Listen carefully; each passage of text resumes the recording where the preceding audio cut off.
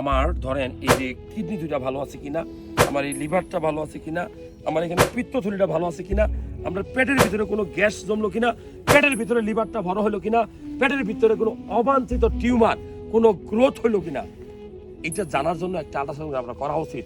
বিশেষ করে আধুনিক সভ্যতার জগতে শহরে যারা থাকেন তাদের লিভারে কিন্তু ইদানিং ফ্যাট জমে, ফ্যাটি লিভার। এই ফ্যাটি লিভার রোগটা ধরার জন্য আপনাকে একটা আল্ট্রাসাউন্ড করতে হবে। একটা আল্ট্রাসাউন্ড করার নিয়ম হলো আপনি 6 থেকে 7 ঘন্টা খালি পেটে থাকবেন। আমি আবারও বলছি 6 থেকে 7 ঘন্টা খালি পেটে থাকবেন। খালি পেটে থাকলে রিপোর্টটা ভালো হয়, পিত্তথলিতে কোনো পাথর আছে কিনা সেটা বোঝা যায়। আর যদি ভরা পেটে করেন, পেটে গ্যাস থেকে রিপোর্টটা ভালো হবে না। আল্ট্রাসোনোগ্রাম করতে গেলে কিন্তু ডাক্তারদের সাথে তাড়াতাড়ি করবে না, তাড়াহুড়া করবে না, এটা কিন্তু হয়। নাম্বার 2, প্রস্রাবের চাপ না থাকলে ভালো বোঝা যায়।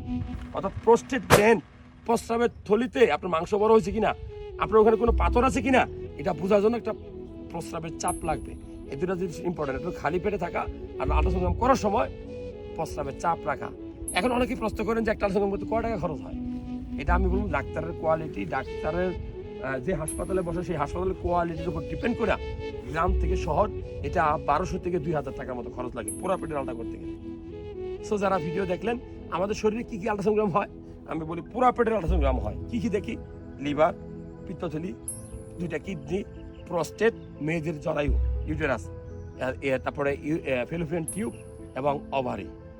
আর ওখানে কিন্তু প্যানক্রিয়াস এবং স্প্লিন এগুলোও দেখা হয়। পেটের ভিতরে কোনো অবাঞ্ছিত টিউমার আছে সেটাও দেখা হয়। একটা আল্ট্রাসোনোগ্রাম, এটা একটা আল্ট্রাসোনোগ্রাম। আর একটা গলার আল্ট্রাসোনোগ্রাম করা হয়, থাইরয়েড গ্ল্যান্ড, এই গ্ল্যান্ডের। আর একটা ব্রেস্ট, মেয়েদের বা ছেলেদের ব্রেস্টে কিন্তু অনেক সময় গাইনোকমেশিয়া হয়, এই ব্রেস্টেরও আল্ট্রাসোনোগ্রাম হয়। মেয়েদের ব্রেস্টে অনেক টিউমার হয়, সেটা জানার জন্য।